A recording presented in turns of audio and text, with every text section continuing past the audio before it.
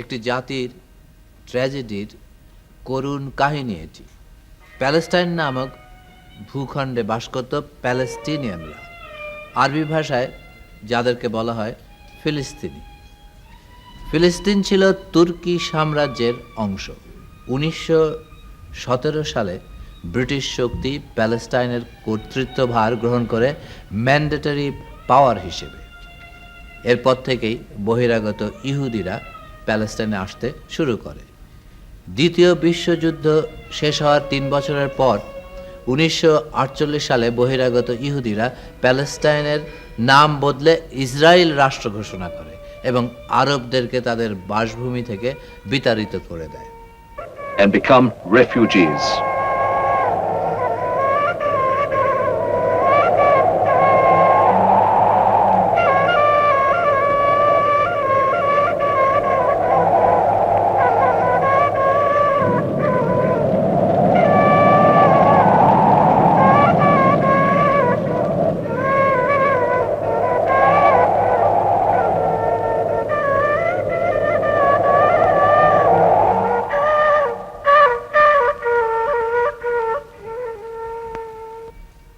একটি পাখির বাসা আছে, একটি খরগোশের গর্ত রয়েছে, একটি গরুর গোয়াল আছে, একটি ঘোড়ার আস্তাবল আছে, কিন্তু আমাদের তো কোনো দেশ নেই।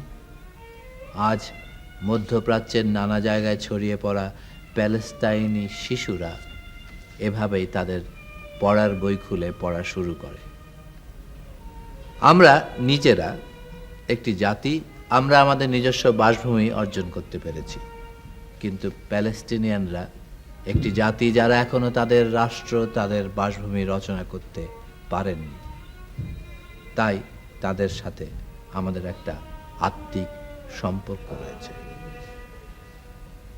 ছবিতে যে বৃদ্ধ আরবকে আপনারা দেখতে পাচ্ছেন, এই বৃদ্ধ আরব এখনো স্বপ্ন দেখে তার সুন্দর দেশ প্যালেস্টাইনের, যা সে অনেকের সাথে ছেড়ে এসেছে পিছনে, কিন্তু তার সেই ফেলে আসা বাড়ির চাবিটি সে যত্নে তুলে রেখেছে।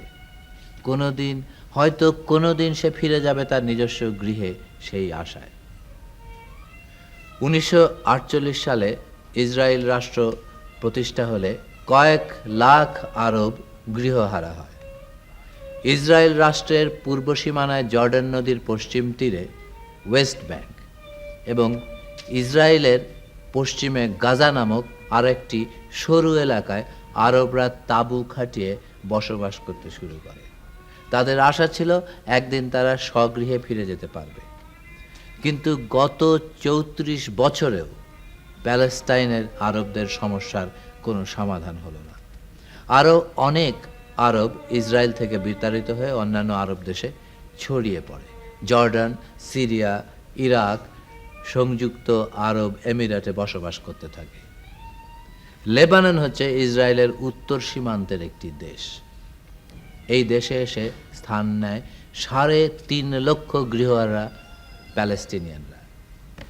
এদের স্থান হয়েছিল দেশের গরিব অঞ্চলগুলোতে।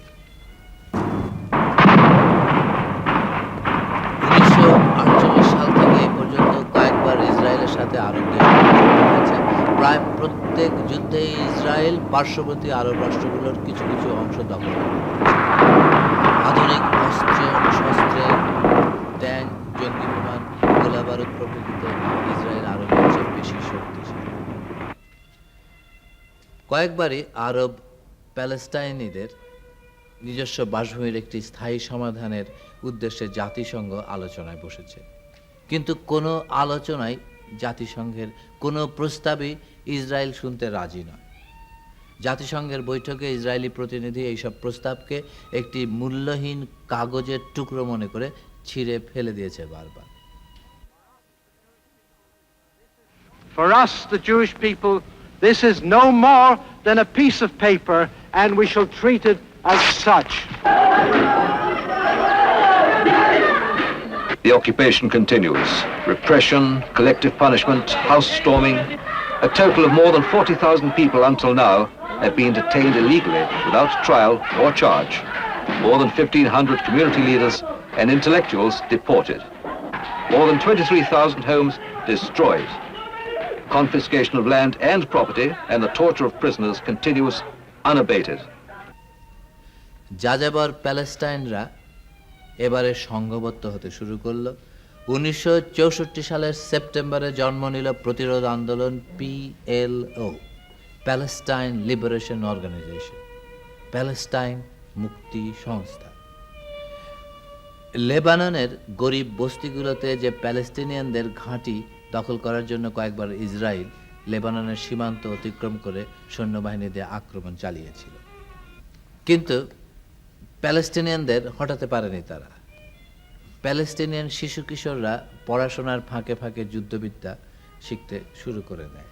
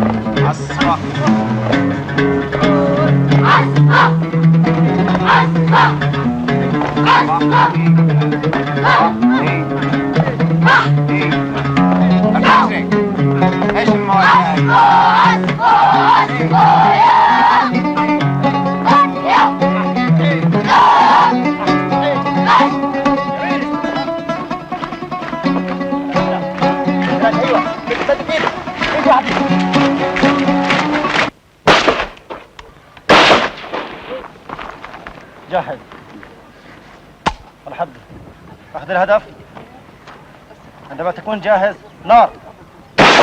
Have you ever seen your home in Palestine? এখানে ছেলে এবং মেয়েরা প্রতিরক্ষা ব্যবস্থার প্রশিক্ষণ নিচ্ছে ক্যাম্পে। এই প্রশিক্ষণে কিশোর কিশোরীদের যথেষ্ট উৎসাহ রয়েছে। এদের চোখে স্বপ্ন এরা একটি স্বাধীন দেশের নাগরিক হতে পারবে, যে দেশকে তারা স্বদেশ বলে জানবে। Why are you doing military training? ليش عم تعملي تدريبات عسكرية؟ علشان لما اتدرب اصير مقاتلة نرجع واحرر فلسطين. حطوا في رجلي القيد، حطوا في كفي القيد، حطوا في رجلي القيد، আমার কণ্ঠ রোধ করতে পারো, শরীর আগুনে পুড়িয়ে দিতে পারো, জ্বলন্ত সিগারেট দিয়ে মুখ জ্বালিয়ে দিতে পারো। এ দখলকারীরা কালো দড়ি আমার গলায় পরিয়ে আমায় ফাঁসি দিও, কিন্তু আমার দেশের জন্য, আমার মাতৃভূমির জন্য وارموا مع النار وجهي، ارموا مع النار وجهي، وكلوا من لحمي يا محتلين، আমার وكلوا من لحمي অমর আত্মা আবার পুনর্জীবন পাবে, আমার দেহ কবর থেকে আবার উঠে আসবে। যতদিন আমার দেশে ফুল ফুটবে, ওখানকার পর্বতগুলো আমায় ডাকবে,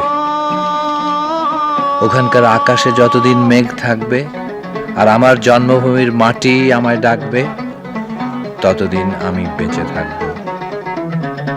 যেমন করে বেঁচে থাকে প্রবহমান নদীগুলো, বন্য ঘাসের বৃন্তগুলো, আমি বেঁচে থাকব চিরকালের জন্যে, আমার পিতার জন্মভূমির জন্য শক্তি থেকে শক্তি সঞ্চয় করে।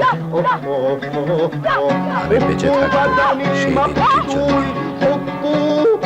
যেদিন আমি নিশ্চিত বিজয়ের সাথে সাক্ষাতের দিন ঠিক করেছি।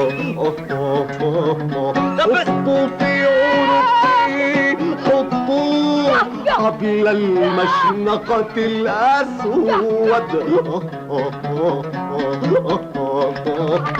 حطوا بدني مقتول، حطوا في لحد داخل اللحد،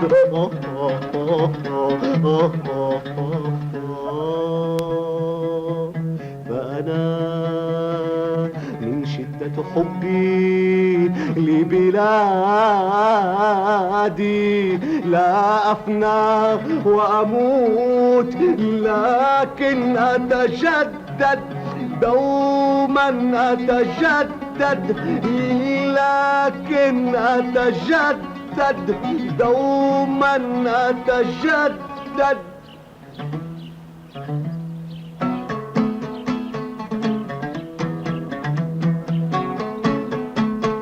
ما دامت في أرضي الزهرة، ما دامت في وطني صخرة،